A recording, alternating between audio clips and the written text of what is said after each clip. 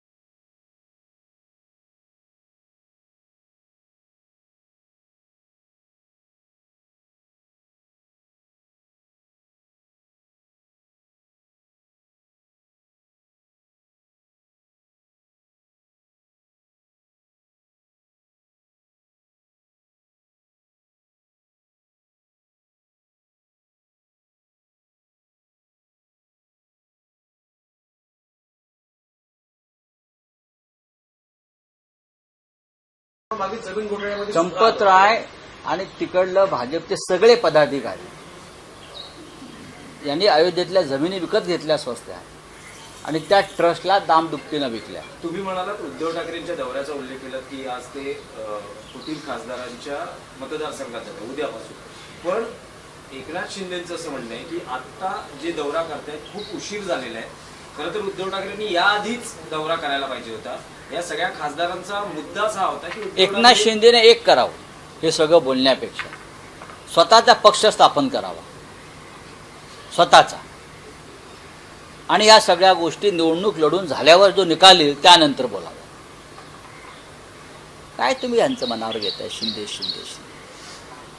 त्यांनी स्वतःचा पक्ष स्थापन करावा, एकनाथ शिंदे यांच्या नावानं स्थापन करावा, आपल्या मुलाच्या नावानं स्थापन करावा ना, काही करावा त्यांनी पक्ष.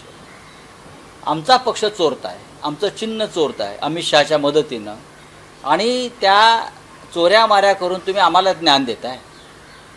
आता परत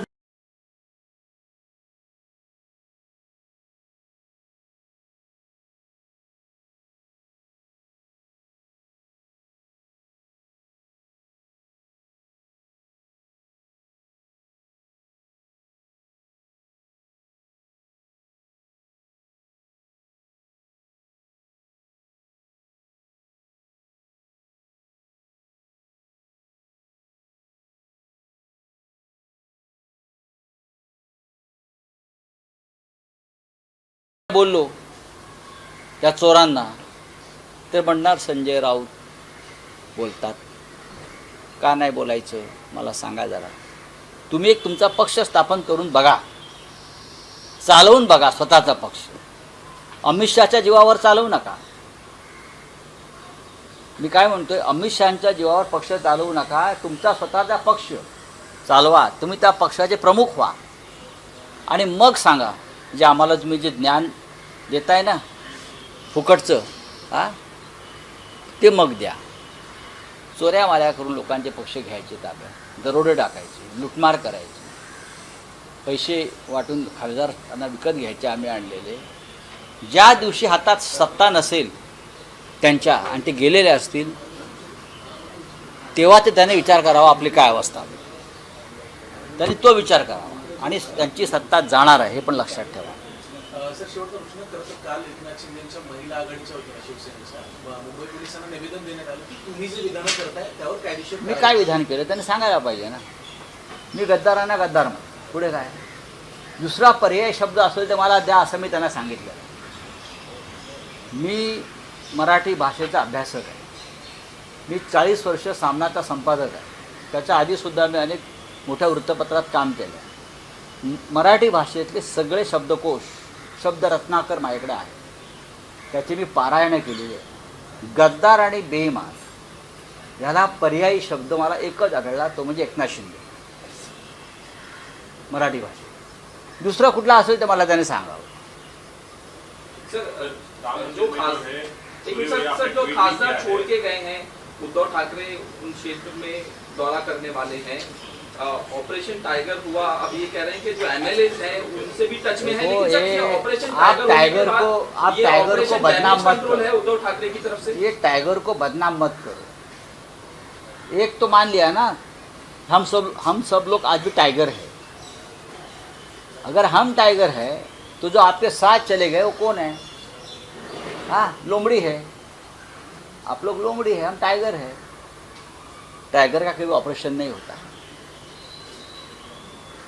टाइगर को आसपास आप नहीं जा सकते, इसलिए तो आप डर कर भागम भाग.